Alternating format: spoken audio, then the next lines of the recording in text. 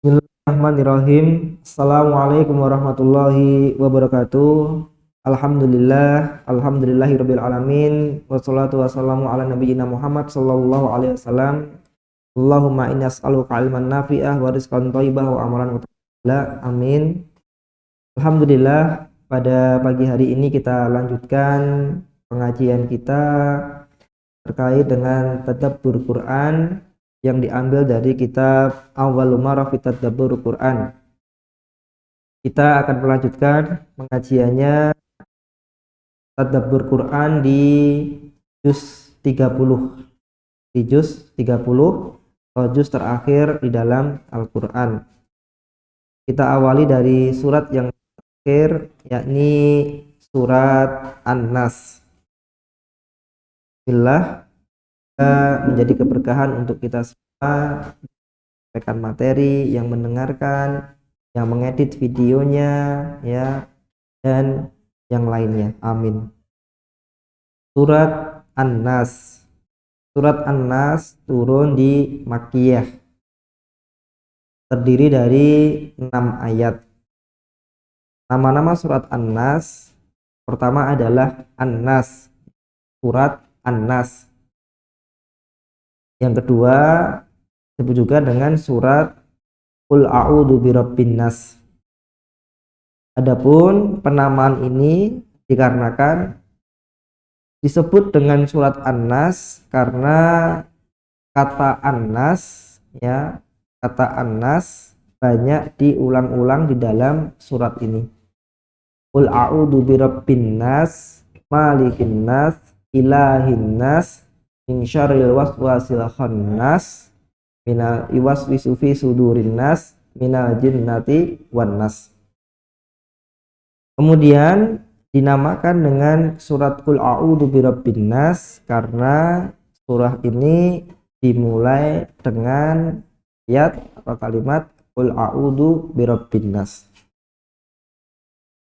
Tema utama dari surat An-Nas, tema utama dari surat ini adalah memohon perlindungan kepada Allah Subhanahu wa taala dari keburukan apapun yang merusak agama kita. Ya. Hanya kalau kita lihat ayatnya, Qul a'udzu birabbin nas, malikin nas, ilahin nas, syarril waswasil khannas, yuwaswisu fi sudurin nas, minal jinnati wan nas. Ya. Memohon perlindungan dari bisikan yang kemudian ya mempengaruhi hati manusia yang bisa merusak agama seseorang. Inti sari dari surat An-Nas, ya. Yang pertama, di dalam bab ini disampaikan bahwasannya intinya adalah kita memohon perlindungan kepada Allah Subhanahu wa taala dari keburukan yang bisa merusak agama kita. Keburukan yang merusak agama kita ini adalah keburukan yang berupa bisikan-bisikan yang ada di dalam hati manusia, yakni bisikan untuk kemudian berbuat maksiat kepada Allah Subhanahu wa taala, bisikan yang kemudian untuk mengajak kita kepada keburukan, meninggalkan ketaatan, ya, ragu dengan kebaikan, ya, kemudian tidak percaya dengan Allah Subhanahu wa taala, tidak percaya dengan kitab Allah, tidak percaya dengan Rasulullah, tidak percaya dengan adanya takdir, ya, tidak percaya dengan hari kiamat. Semua keburukan yang berasal, ya, dari keyakinan kita atau hati kita, ya. Karenanya kita lihat bahasannya kandungan dari ayat ini adalah memohon perlindungan. Ada yang menarik di sini ketika kita melihat bahwasannya, ya, Allah Subhanahu wa taala menyebutkan, ya, 3 sifat Allah Subhanahu wa taala di awal-awal. Qul a'udzu birabbin nas, ya, rabbin nas, ya, kedudukan Allah Subhanahu wa taala sebagai Rabbnya manusia. Yang kedua, malikin nas, sebagai penguasanya manusia. Kemudian ilahin nas sebagai Tuhannya atau sebagai yang disembah oleh manusia. Dengan menyebut 3 ini, ya sifat Allah Subhanahu wa taala, kemudian memohon satu hal, yakni perlindungan dari ya bisikan ya yang berada di dalam hati kita, was-was. Maka di sini menyebut nama Allah Subhanahu wa taala, sifat Allah Subhanahu wa taala 3, kemudian untuk berlindung pada satu hal ya. Ini menunjukkan bahasanya apa? Bahayanya hal demikian atau bahayanya hal yang didoakan ini ya. Untuk dinas langsung berdoanya ya. Yang sangat penting yang agama kita ya. Maka 3, qul a'udzu birabbin nas malikin nas ilahin nas ya, min syarril waswasil khannas ya, yuwaswisu fi sudurin nas minal jinnati wan nas. Yakni dari keburukan ya hati kita. Hal ini menunjukkan bahwasannya fitnah terhadap hati atau ujian terhadap hati ya, ini adalah sesuatu yang besar kedudukannya di sisi Allah Subhanahu wa taala. Maka ini ujian berat bagi kita. Terkadang kita dapatkan hati kita ini yakin kepada Allah Subhanahu wa taala ya, tapi juga mudah ragu kepada Allah Subhanahu wa taala. Karena kita dapatkan hati kita ini penuh dengan keimanan di waktu pagi, tapi sorenya ya berkurang lagi keimanannya. Terkadang hati kita ini merasa bersyukur dengan Allah Subhanahu wa taala, kadang kita merasa sempit dengan pemberian Allah Subhanahu wa taala. Kadang hati kita ini merasa ya tawakal hanya kepada Allah Subhanahu wa taala, tapi juga kita merasa ya terlalu kuat ya, lemah tawakalnya dengan Allah Subhanahu wa taala, tapi lebih kuat bersandar kepada selain Allah Subhanahu wa taala. Karenanya minta perlindungan kepada Allah dari hati seperti ini adalah sesuatu yang kemudian sangat besar dan sangat agung di sisi Allah Subhanahu wa taala. Ya, itu yang pertama. Yang kedua, pelajaran yang kita bisa ambil di dalam ini adalah ya Rasulullah SAW bersabda kepada bin Amir ya radhiyallahu anhu, bacalah al-mu'awwidzatain ya, yakni 2 surat yang dijadikan perlindungan, yakni Al-Falaq dan An-Nas ya di dalam sholatmu, karena seseorang banyak baik dari yang lain. Maksudnya surat Al-Falaq adalah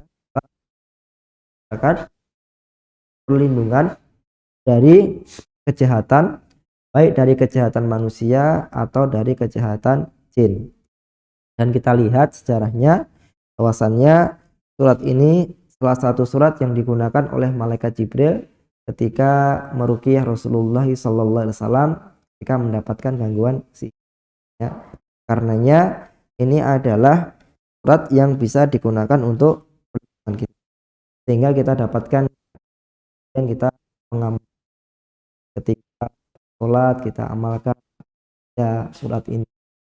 Kemudian ketika petang ya zikir kita baca Laudinas, nanti di ya, nanti ketika kemudian kita hendak tidur ya, kita juga membaca surat ini ya, surat An-Nas, surat Falaq ya, dan surat Al-Ikhlas ya, sebagai bentuk mengamalkan sunnah Rasulullah SAW ya. Kemudian yang bisa kita ambil dari surat An-Nas ini adalah mengapa Allah Subhanahu wa taala menyebutkan sifat Rabb, kemudian Malik, kemudian Al-Ilah. Ya, kenapa disebut secara berurutan? Kenapa qul a'udzu birabbin nas, kemudian Malikin nas, kemudian Ilahin nas ya. Hal ini ya adalah bentuk ya tingkatan kedudukan Allah Subhanahu wa taala ya di mata manusia. Yani Allah Subhanahu wa taala ingin memberikan gambaran bahwasanya apa? Allah memiliki ya tingkatan-tingkatan kedudukan di sisi manusia ya. Allah Subhanahu wa taala bisa sebagai Rabbin nas ya, ini zat yang maha ya, yang maha merawat, yang maha menumbuhkan dan mengembangkan manusia, ya. Alhamdulillah. Maka Allah kemudian akan merawat kita, mengatur kita, ya, mengembangkan kita, mendidik kita, ya, karena Allah lah yang merawat kita semua, makhluknya Allah Subhanahu. Dan tingkatan di atasnya itu yaitu Malikas, yang manusia. Allah Subhanahu wa taala yang berkuasa atas manusia. Allah berkuasa atas hidup dan mati. Allah berkuasa manusia. Allah berkuasa atas keburukan yang ada pada manusia, dan Allah berkuasa semua hal yang terjadi pada, dan yakni Tuhan manusia. Allah Subhanahu wa taala memiliki kedudukan di atas perawatnya manusia, manusia. Dia adalah Tuhannya manusia, dia adalah sesembahnya manusia, yang dia berhak atas segala sesuatu yang ada pada manusia, ya. Kekuasaannya mencakup seluruh apa yang ada pada manusia, ya. Karenanya ya kita memahami ini, ya. Allah Subhanahu wa taala kita, Allah Malik ilahnya kita, Tuhannya kita, sehingga kita berdoa, ya, kita memohon, kita mendekat kepada Allah Ta'ala dengan keyakinan bahwasannya Allah Subhanahu wa taala adalah Robnya kita, adalah yang mengatur kita, maliknya kita, adalah ilahnya kita, Tuhannya kita, sesembahannya kita. Dan berikutnya yang nomor 4 di sini, ya, kan ketika dikhususkan qul a'udzu birabbin nas, malikin nas, Tuhannya manusia, Robnya manusia, ya, manusia. Padahal Allah Subhanahu wa taala memiliki banyak makhluk selain manusia, ya.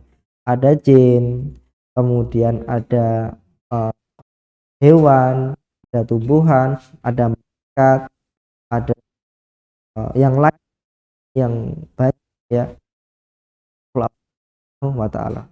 Tapi kenapa Allah Subhanahu wa taala menyebutnya hanya dikhususkan qul a'udzu birabbin nas? Nah, ini bentuk, ya, Allah Subhanahu wa taala memuliakan manusia, makhluk ciptaannya, di atas makhluk-makhluk yang lain.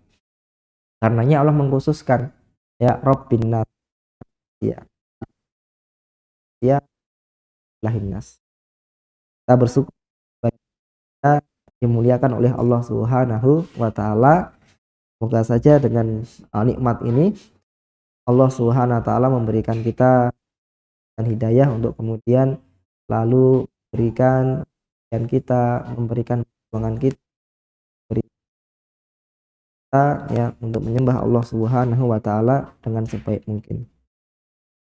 Alhamdulillah di surat An-Nas ini kita juga bisa untuk kemudian mengamalkannya, ya, satu surat yang kemudian digunakan dalam bacaan-bacaan ruqyah ketika kita mengalami ujian kesehatan atau ujian penyakit, ya, kita bisa menggunakan sebagai sarana untuk kemudian ruqyah, ya, karena di ayat ini ada ayat-ayat perlindungan, ya, terhadap sesuatu yang gaib dan sesuatu yang tidak gaib.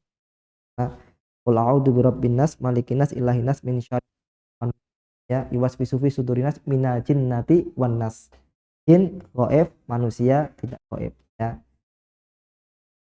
Kepada Allah Subhanahu wa taala dari yang gaib dan dari yang tidak gaib dengan surat An, ya. Alhamdulillah. Mungkin itu secara garis besar, ya, kandungan yang ada di dalam surat An. Nanti santriwati, ya, nanti bisa menambahkan, ya, dalam tulisannya, dalam catatannya dan rangkumannya, dan kemudian juga bisa disertakan keterangan-keterangan tafsirnya. Kita cukupkan, ya, untuk kajian surat An-Nas ini. Nanti kita lanjutkan di dalam surat berikutnya, yakni surat Al-Falaq. Alhamdulillah. Wassalamualaikum warahmatullahi wabarakatuh.